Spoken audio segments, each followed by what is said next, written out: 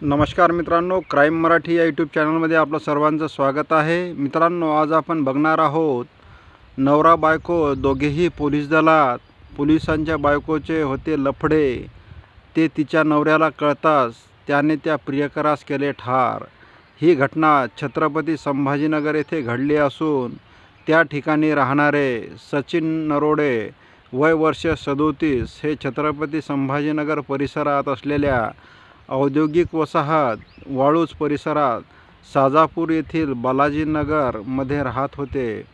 ते 4 वर्षापासून आपले सेवानिवृत्त शिक्षक वडील साहेबराव नरोडे, आई शोभा आणि 12 वर्षाची मुलगी स्वरांजली यांच्यासोबत राहत होते.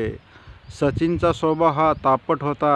त्याच्या या स्वभावामुळे तो सर्वांच्या विरुद्ध पद्धतीने वागत होता. त्यामुळे ते सचिनच्या स्वभावाला पूर्णपणे जाणून होते. लग्नानंतर त्याच्यात काही फरक पडेल असे त्यांच्या आईवडिलांना वाटत होते, पण त्यांचे लग्न 2009मध्ये गंगापूर तालुक्यातील बुट्टे वडगाव येथील शीला हिच्यासोबत झाला होता. शीलासोबत लग्न झाल्यानंतरही त्याच्यात कोणताच फरक पडला नाही. त्या दरम्यान शीलाने घरात होत असलेल्या नेहमीच्या वादामुळे वेगळं राहण्याचा निर्णय घेतला. सचिन हा लघु उद्योजक असल्याने नेहमी पैशाच्या व्यवहारात व्यस्त असायचा. त्याच दरम्यान 2012मध्ये त्याला एक मुलगी झाली. आता पत्नी आणि लहान मुलीची जबाबदारी त्याच्यावर होती. तरीही त्याच्या वागण्यात कोणताच फरक पडला नव्हता. याउलट तो आणि त्याची पत्नी या दोघांमध्ये नेहमी वादविवाद होऊ लागले होते. तोही पत्नीवर चिडून जात असायचा. तर दुसरीकडे सचिनची ओळख परिसरातील पोलीस ठाण्यात असलेल्या पोलीस असणाऱ्या पूजाशी झाली होती. घरात पत्नीसोबत होत असलेल्या वादामुळे सचिन आता पूजाच्या संपर्कात जास्तच येऊ लागला. त्या दोघांमध्ये संवाद वाढू लागले. सचिनला आता आपले दुःख सांगण्यासाठी जवळची मैत्रीण सापडली होती. त्यामुळे मनाने जवळ आलेली पूजा आणि सचिन दोघेही तणाने एकरूप होण्यास फारसा वेळ लागला नाही. नेहमीच्या गाठीभेटीतून आता दोघेही फावल्या वेळेत एकमेकाला भेटू लागले. एकांतामध्ये दोघेही मनसोक्त आनंद भोगू लागले. त्याला आता पूजाशिवाय काहीच सुचत नव्हते. तो पूजावर प्रेम करू लागला होता. परिणामी त्याचा शीलासोबत असलेला संसार उद्ध्वस्त झाला. कारण तिला संशय आला होता. त्यामुळे तिने सचिनला चांगलेच खडसावले होते. त्या दोघात झालेल्या वादातून अखेरीस शीलाने सचिनसोबत घटस्फोट घेतला आणि वेगळे राहण्याचा निर्णय घेतला. त्यामुळे सचिन हा पूर्णपणे मुक्त झाला होता. सचिनलाही शीलासोबत राहण्यास आवडत नव्हते. आता सचिनला पूजासोबत मनमोकळेपणाने राहण्यासाठी रान मोकळे झाले होते. मात्र पूजासोबत वाढलेली जवळीक त्याच्यासाठी घातक ठरणारी होती याची त्याला कल्पना नव्हती. कारण पूजाचे प्रकरण हे वेगळेच होते. पोलीस दलात कार्यरत असलेली पूजा ही निलंबित पोलीस कर्मचाऱ्याची पत्नी होती. एकाच पोलीस ठाण्यात कार्यरत असताना पूजाचा पती रामेश्वर काळे याच्यावर सहकारी महिलेच्या छेडछाड प्रकरणी विनयभंगाचा गुन्हा दाखल करण्यात आला होता. तिच्या पतीचे वागणे हे पूजाला खटकले होते. त्यामुळे तिने पतीसोबत न राहण्याचा निर्णय घेतला होता. रामेश्वर हा देवगाव रंगारी पोलीस ठाण्यात असताना त्याने दुसऱ्या मुलीसोबत प्रेमाचे नाटक केले होते. ही बाब समोर आल्यानंतर पूजाने त्याच्याशी पूर्णपणे संबंध तोडून टाकले होते. तेव्हापासून रामेश्वर आणि पूजा हे दोघेही वेगवेगळे राहू लागले होते. त्याच दरम्यान पूजाच्या आयुष्यात सचिन हा आला. तो तरणबांड व पैसेवाला सचिन तिला आवडत होता. तिला तो मोठा सहारा वाटू लागला होता. पूजा ही आपला पती रामेश्वरला जवळ येऊ देत नव्हती. आपली बायको आपल्याला टाळते या विचाराने रामेश्वर हा वैतागला होता. मात्र विभागातील कारवाईमुळे तो नरमाईची भूमिका घेत होता. बायकोपासून वेगळे राहणे त्याला आता नकोसे वाटत होते. त्यासाठी त्याने पुन्हा एकदा समेट घडवून आणण्यासाठी प्रयत्न सुरू केले होते. मात्र पूजा काही ऐकण्याच्या मनस्थितीत नव्हती. त्यातच रामेश्वर 2022मध्ये हप्तेखोरीच्या प्रकरणातही अडकला होता. त्यामुळे तो पूर्णपणे नोकरीवरून काढून टाकल्यासारखा झाला होता. या अडचणी त्याला त्याची बायकोही सोडून गेली होती. आता पूजा आपल्याला मिळणार नाही याची त्याला मोठी खंत वाटत होती. तो निराश असतानाच त्याला आपली पत्नी पूजाचे सचिनसोबत प्रेमप्रकरण सुरू असल्याची माहिती त्याला मिळाली. तसा तो भडकला. सचिनमुळेच आपली बायको आपल्याला जवळ करत नाही, त्यामुळेच आपला संसार मोडला आहे, अशी रामेश्वरची भावना झाली. त्यामुळे तो आता सचिनला संपवण्याचा विचार करू लागला. अनेक ठिकाणी त्याला पूजा आणि सचिन हे दोघेही फिरताना दिसू लागले होते. तिला सचिनबरोबर फिरताना पाहिल्यावर रामेश्वरच्या तळपायाची आग मस्तकात जात होती आणि रामेश्वरने सचिनचा गेम करण्याचा निर्णय घेतला. रामेश्वर हा पोलीस दलामध्ये घेतलेले प्रशिक्षण आता आपल्या कामी येईल, याच विचाराने त्याने खास प्लॅन तयार केला. आपला संसार उद्ध्वस्त करणाऱ्या सचिनला धडा शिकवण्यासाठी त्याने एक वेगळी योजना आखली. तो सचिनच्या मागावर राहत असे. त्याने 2 महिने सचिनची रेकी केली. सचिनच्या बारीक-सारीक चालीवर तो नजर ठेवून होता. सचिन कुठे जातो, घरातून कधी बाहेर पडतो, घरी परत कधी येतो, याची पूर्ण माहिती रामेश्वरजवळ जमा झाली होती. तो सचिनच्या प्रत्येक हालचालीवर नजर ठेवून होता. सचिन राहत असलेल्या भागातच राहण्याचा रामेश्वर विचार करत होता. त्यासाठी त्याने तेथे भाड्याने रूम घेण्याचा निर्णय घेतला. तो रूम घेण्यासाठी फिरू लागला, मात्र त्याला काही त्या भागामध्ये रूम मिळाली नाही. त्या दरम्यान त्याने आपला सहकारी मित्र लक्ष्मण याला सोबत घेऊन मध्य प्रदेशातून पिस्तूल विकत आणले. याच पिस्तूलने तो सचिनचा गेम करणार होता. तर तिकडे त्याची बायको पूजा ही सचिनच्या पूर्णपणे प्रेमात अडकली होती.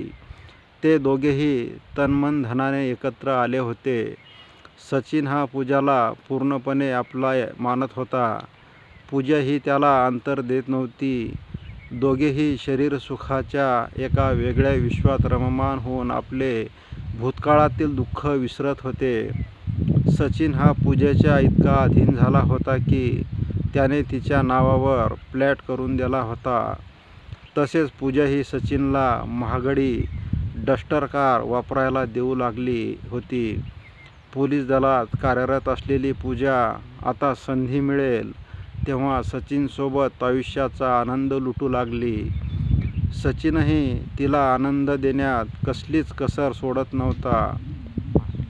दोघेही आनंदात डुबत होते.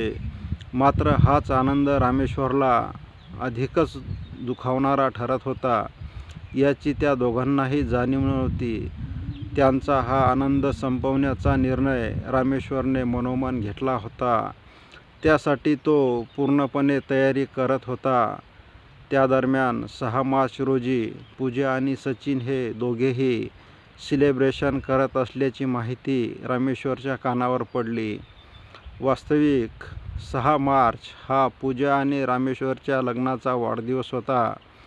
पण त्याच दिवशी पूजा ही पतीसोबत नाही तर तिचा प्रियकर सचिनसोबत सेलिब्रेशन करत होती. ते दोघेही मनसोक्त आनंद लुटतात. अगदी निर्धास्तपणे सचिन आपल्या बायकोचा उपभोग घेतो. आपल्या लग्नाच्या वाढदिवसाला आपली बायको परपुरुषाला शरीरसुख देत आहे आणि आपण काहीच करू शकत नाही, या विचाराने रामेश्वरच्या तळपायाची आग मस्तकात गेली आणि तो सुडाने पेटून उठला.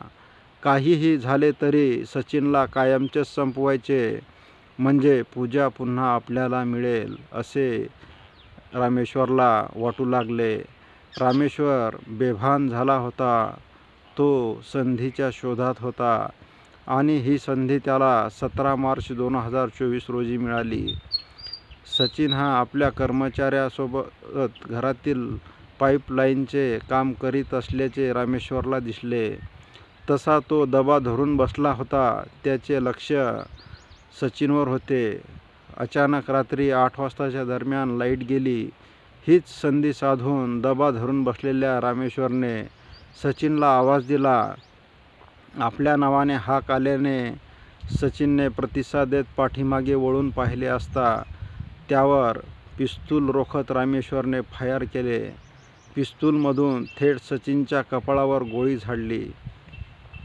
दुसऱ्या क्षणी सचिन हा रक्ताच्या थारोळ्यात खाली पडला. अंधाराचा फायदा घेऊन रामेश्वरने आपला सहकारी लक्ष्मणसोबत घटनास्थळावरून पळ काढला. मोठा आवाज झाल्याने परिसरातील नागरिकांना मोठा धक्काच बसला. परिसरातील लोक कसला आवाज झाला हे पाहण्यासाठी घराबाहेर पडले असता रक्ताच्या थारोळ्यात सचिन नरोडे हा पडलेला दिसला आणि सर्वांना मोठा धक्काच बसला. सचिनचे वडील जिकडे आवाज आला त्या दिशेने घराकडे आले असता त्यांना मोकळ्या जागेवर सचिन पडलेला दिसला. त्याच्या डोक्यातून रक्त पडले होते. दरम्यान जमलेल्या लोकांच्या मदतीने त्यांनी पोलिसांना ही माहिती दिली. तसेच सचिनला दवाखान्यात घेऊन जाण्यासाठी खटपट सुरू केली. डोक्यात पिस्तूलची गोळी लागल्यामुळे सचिन हा जागेवरच गतप्राण झालेला होता. त्या ठिकाणी मोठ्या प्रमाणात रक्ताचा सडा पडलेला होता. सचिनची हत्या झाल्याची वार्ता वाऱ्यासारखी शहरात पसरली होती. मात्र या प्रकरणात कुठल्याही प्रकारचा पुरावा घटनास्थळावर सापडला नव्हता. त्यामुळे MIDC पोलिसांसमोर या प्रकरणाचा छडा लावण्याचे मोठे आव्हानच होते. पोलीस पथकाने या प्रकरणात अथक परिश्रम घेतले. त्यांनी या प्रकरणाचा चोहोबाजूने तपास केला. मात्र सुरुवातीचे 2 दिवस कुठल्याही प्रकारचा क्ल्यू मिळत नव्हता. सचिनचा खून केल्यानंतर रामेश्वर काळे आणि त्याचा सहकारी लक्ष्मण जगताप हे दोघे दुचाकीने वैजापूरला पळून गेले होते. आपला प्लॅन सक्सेस झाल्याचा आनंद रामेश्वरला झाला होता. त्यामुळे त्याने वैजापूर गाठल्यानंतर सोशल मीडियावर "तूच माझा खरा मित्र रामलखन" असा स्टेटस ठेवून सोशल मीडियावर पोस्ट केली होती. त्याचे हे स्टेटस त्याला गजाआड करू शकते याचा विचारही रामेश्वरने केला नव्हता आणि पोलिसांनी हेच स्टेटस लक्षात घेऊन पोलिसांनी तपासाला दिशा दिली. पोलिसांनी लक्ष्मण जगताप याला चौकशीसाठी ताब्यात घेतले. सुरुवातीला तो काही बोलण्याच्या तयारीत नव्हता. नंतर रामेश्वरलाही ताब्यात घेतले. तोही काही बोलत नव्हता. पण त्याने कितीही लपवण्याचा प्रयत्न केला तरी तो गुन्हेगार होता. पोलिसांनी त्यांची कसून चौकशी केली असता अखेरीस पोलिसांनी त्याचे तोंड उघडले व त्याने आपण केलेल्या गुन्ह्याची कबुली दिली. विभक्त राहत असलेल्या आपल्या पत्नीसोबत संबंध ठेवल्यामुळे चिडून जाऊन आपण सचिनचा गोळी घालून खून केल्याचे रामेश्वरने पोलिसांना सांगितले. यामध्ये त्याने लक्ष्मण जगताप याचीही मदत घेतल्याचे त्याने पोलिसांना सांगितले. या प्रकरणी पोलिसांनी रामेश्वर काळे व लक्ष्मण जगताप या दोघांवर वाळूज MIDC पोलीस ठाण्यात विविध कलमानुसार गुन्हा दाखल करून त्यांना अटक करण्यात आली आहे. मित्रांनो, तुम्हाला हा भाग कसा वाटला याबाबत आपण कमेंट करावे. तसेच दररोज नवनवीन व्हिडिओ पाहण्यासाठी क्राईम मराठी या यूट्यूब चॅनलला सबस्क्राईब करावे. पुन्हा भेटूया उद्या सायंकाळी 7 वाजता. धन्यवाद. जय महाराष्ट्र.